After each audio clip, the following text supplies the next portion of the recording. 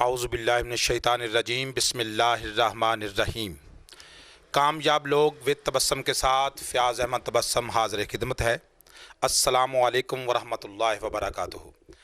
حضرات گرامی قدر، آج ہم جس ہستی کو ملنے جا رہے ہیں، جس شخصیت کو ملنے جا رہے ہیں، اس کامیاب شخصیت سے ملاقات کرنے جا رہے ہیں، وہ کسی تعارف کے محتاج نہیں ہے۔ شہر جڑاں کی وہ عظیم ثناخان ہے، شہر جڑاں کی سخنور شخصیت ہے، بلکہ میں یوں کہوں گا کہ پاکستان میں نہیں لیکن باہر کے ممالک میں بھی ان کا ایک نام ہے جو کسی تعارف کے محتاج نہیں ہے۔ آج ہم انشاءاللہ ان سے ملاقات کریں گے، ان سے گفتگو کریں گے۔ آئیے چلتے ہیں جناب محمد قاسم حسان عطاری مصطفی صاحب سے۔ چلا قاسم بھائی، ہم نے بھی آپ کے استاد محترم کو سماعت کیا ہے، ہمارا بچپن کا ہی وہ زمانہ تھا۔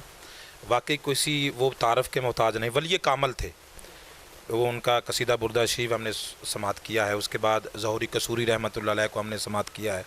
جس طرح بتا رہے تھے عبدالستار نیازی رحمۃ اللہ تعالیٰ علیہ، وہ ہمارے پیر بھائی بھی تھے، اور ایک ثناخانی کے حوالہ سے بھی ہم انہیں جانتے تھے۔ ان کے صاحبزادے زاد نیازی صاحب، شاہد نیازی صاحب، ان کو بھی ہم نے سماعت کیا۔ لیکن آپ نے پاکستان میں بہت بڑا نام کمایا۔ آپ نے کن کن شہروں میں پڑھا ہے، اور شہروں میں پڑھا بھی ہے تو کیا اس کے بعد آپ نے بیرون ملک بھی کہیں آپ پڑھنے کے لیے گئے ہیں؟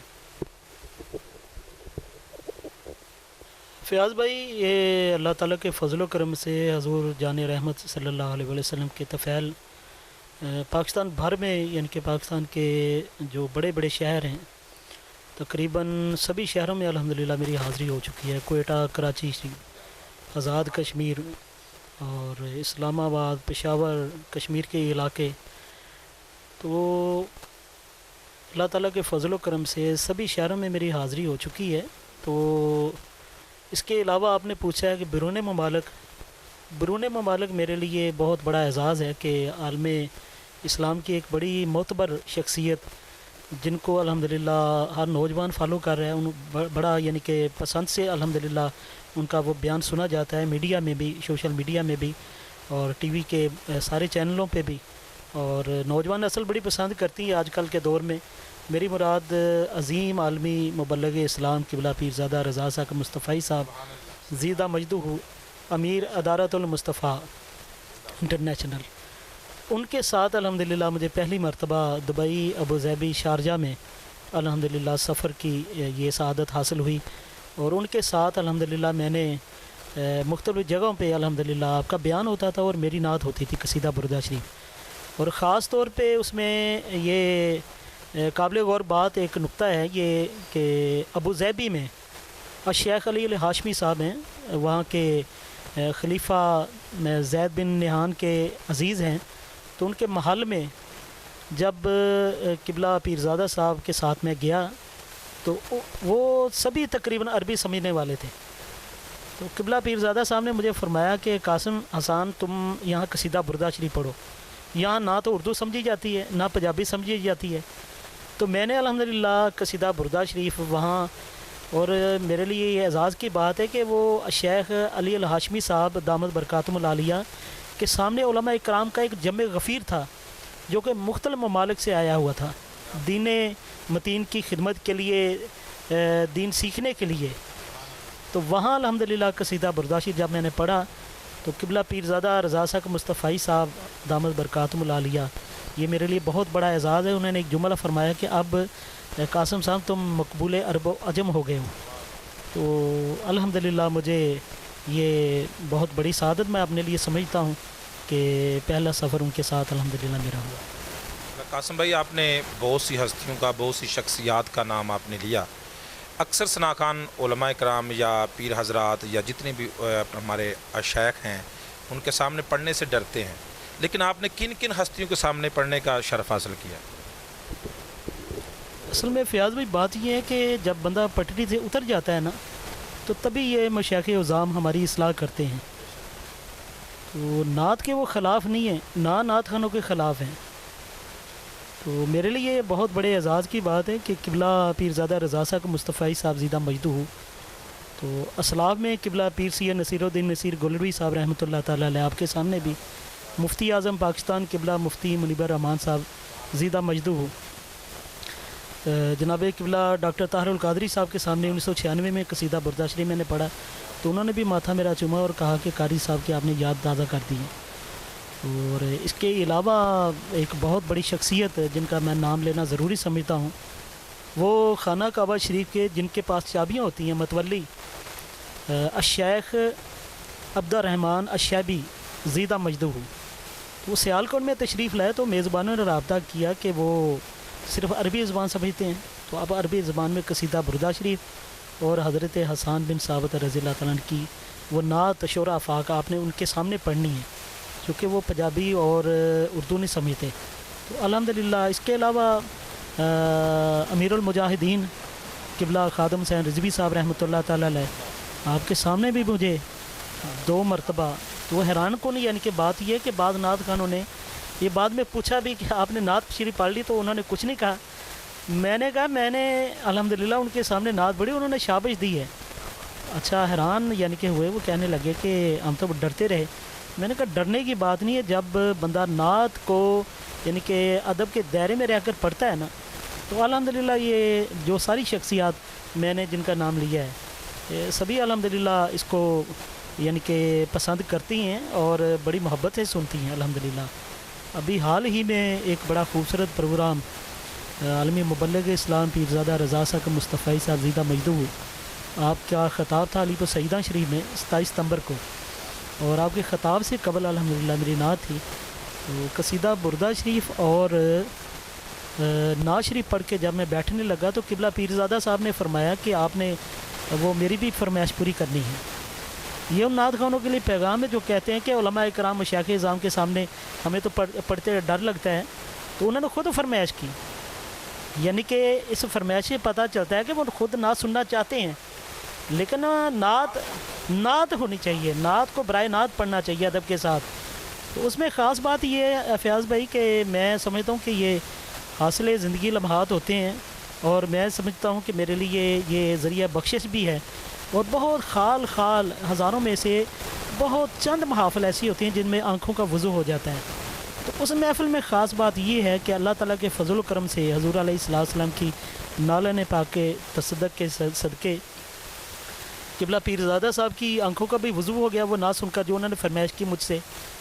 قبلہ پیر سید کرامت حسین شاہ صاحب زیدہ مجدہ آپ کی آنکھوں کا بھی، اور ان کی دعاؤں کے صدقے الحمدللہ اس گناہ گار کو بھی یہ سعادت حاصل ہوئی الحمدللہ.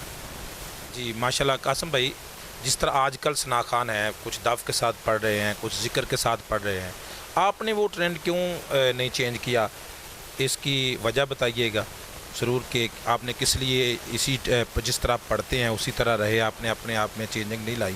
کچھ لوگ ذکر کے ساتھ پڑھ رہے ہیں، کچھ لوگ دف کے ساتھ پڑھ رہے ہیں، آج ماحول ہی چینج ہو چکا ہے. اصل میں فیاض بھائی یہ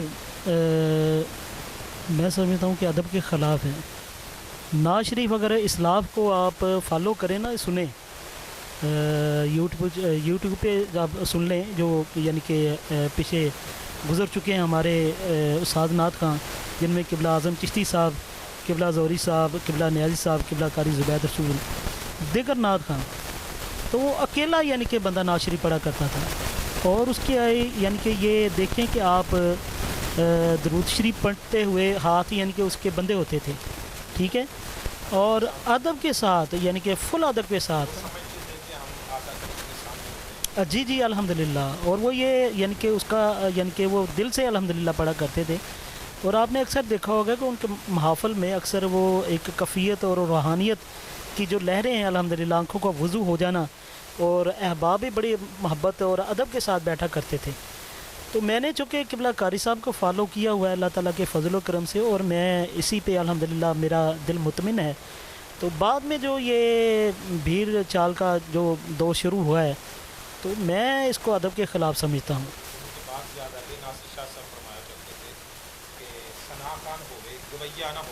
گویا نہ ہوگی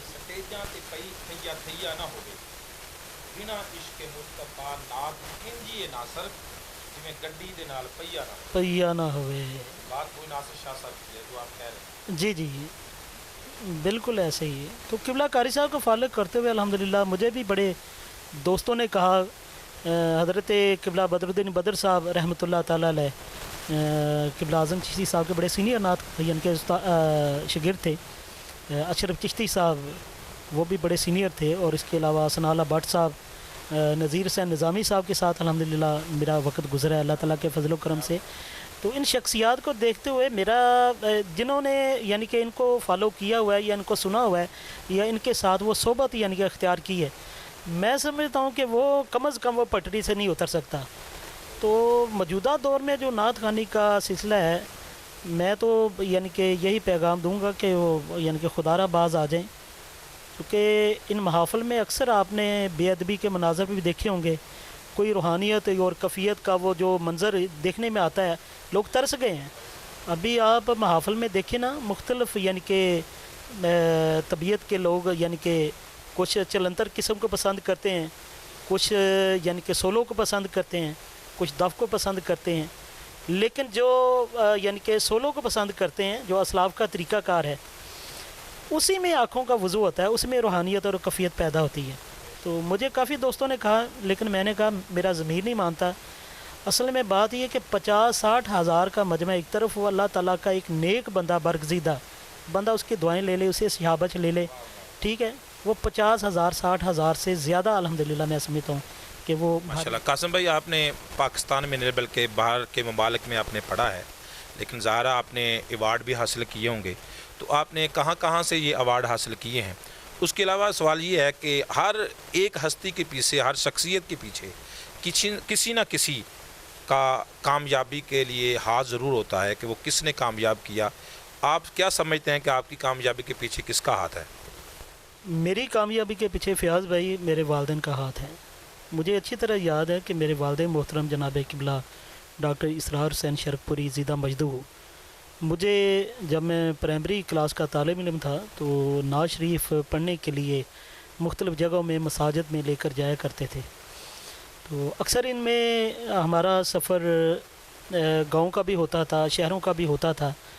تو یہاں پہ یعنی کہ تانگے پہ بیٹھ کر ہم لاری اڈا، اور لاری اڈا سے بس پہ بیٹھ کر یعنی کہ سٹاپ پہ اترنا اگلے شہر یا گاؤں کے، اور وہاں پہ تانگے پہ بیٹھ کر یا پیدل چل کر گاؤں یا اس شہر میں پہنچنا۔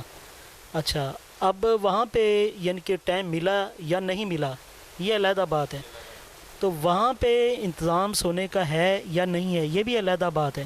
مجھے اچھی طرح یاد ہے کہ ایک مرتبہ جب ہم گئے تو صفیں لپیٹ کر یعنی کہ نا یعنی کہ سردی میں یعنی کہ سو گئے تھے، تو رات کسی نے سب بھی کھینچ لیا ہم یعنی کہ اتنا الحمدللہ ہم نے وہ وقت گزارا۔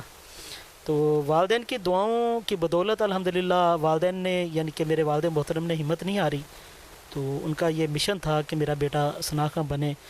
اور اس کے بعد میں سمجھتا ہوں والدین کی دعاؤں کے بعد مجھے اللہ تعالیٰ کے فضل و کرم سے میرے لیے بڑی خوش قسمتی ہے کہ مجھے دعوت اسلامی کا ماحول ملا اللہ تعالیٰ کے فضل و کرم سے۔ تو وہ دعوت اسلامی جس نے نوجوانوں کے دلوں میں عشق مصطفیٰ صلی اللہ علیہ وآلہ وسلم کی شمع روشن کی ہے، میرے شیخ طریقت امیر شریعت بانی دعوت اسلامی حضرت قبلہ محمد الیاس عطار قادری رضوی دامت برکاتم العالیہ، آپ کا فیضان اور دعوت اسلامی کا ماحول الحمدللہ اس میں بڑا ایک کردار ہے اللہ تعالیٰ کے فضل و کرم سے۔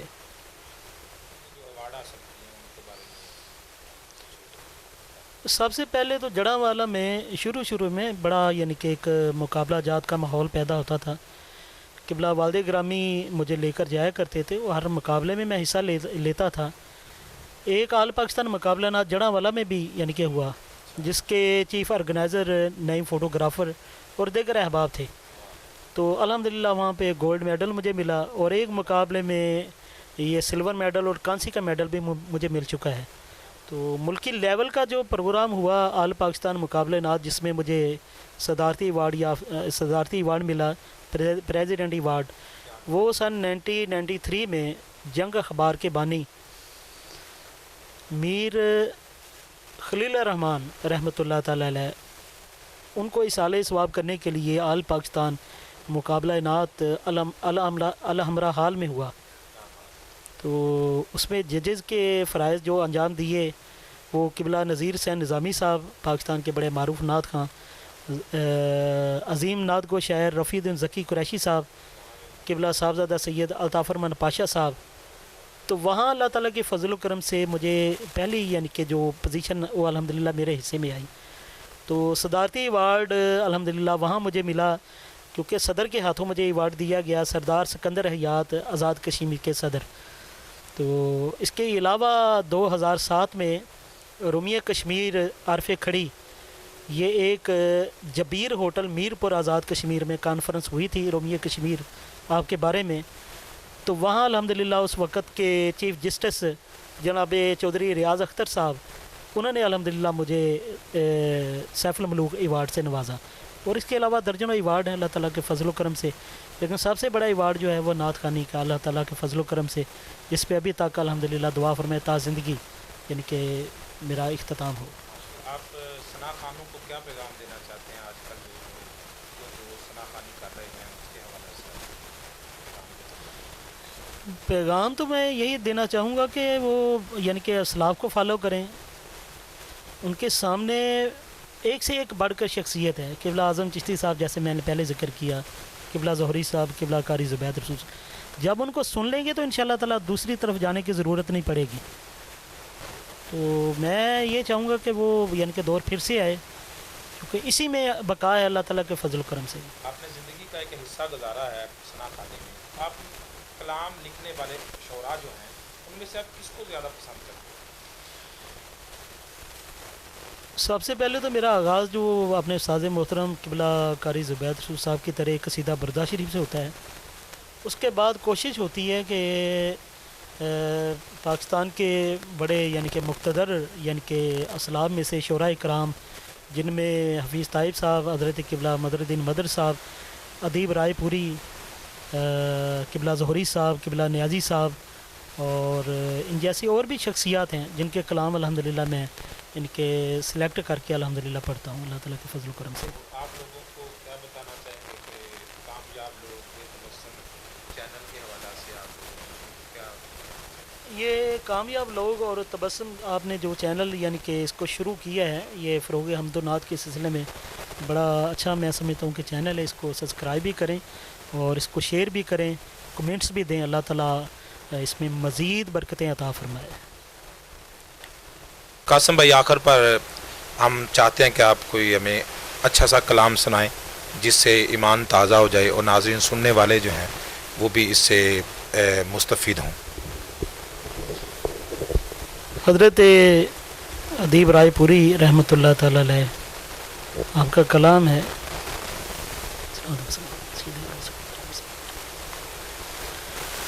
آج اشک میرے نعت سنائیں تو عجب کیا سن کر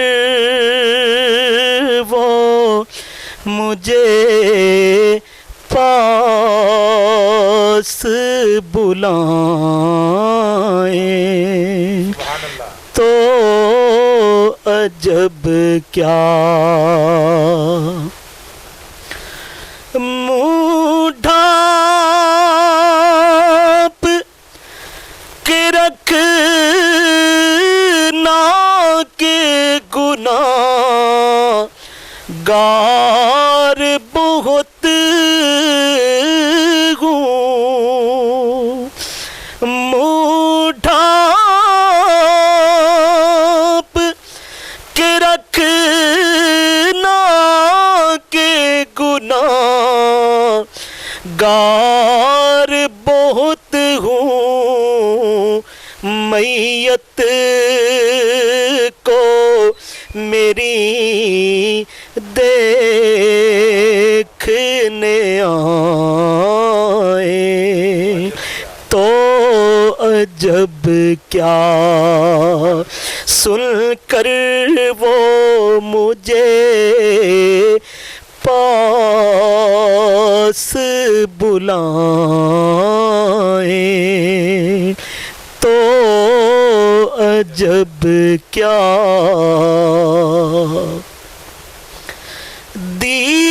دیدار کے قابل میری نظر ہے دیدار کے قابل تو کہاں میری نظر ہے، لیکن وہ کبھی خواب میں آئے تو عجب کیا، وہ حسن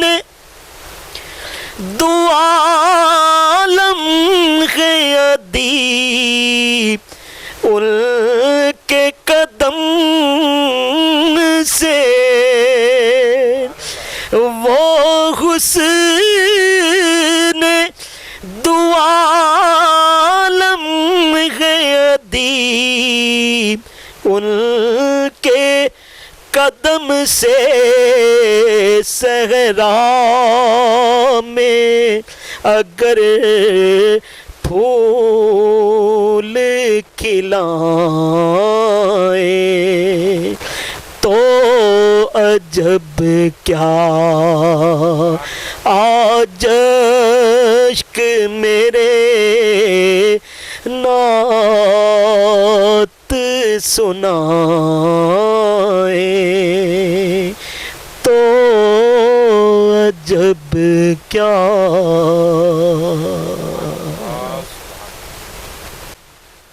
حضرات محترم، آپ نے جیسا کہ آج محمد قاسم حسان عطاری مصطفی صاحب کو سماعت کیا، اور آپ ہمارے اس چینل کامیاب لوگ و تبسم کو انشاءاللہ لائک بھی کریں، شیئر بھی کریں، اگر کوئی بات پسند آئے تب بھی کمنٹس کریں، اگر نا پسند آئے تب بھی کمنٹس کریں۔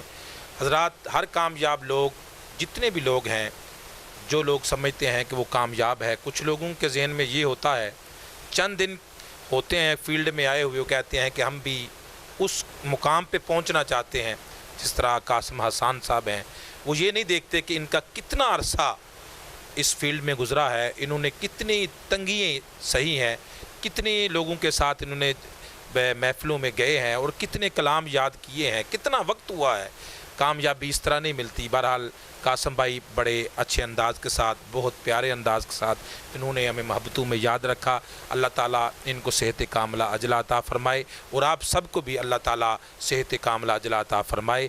تمام دوستوں کو، حاضرین کو میری طرف سے السلام علیکم۔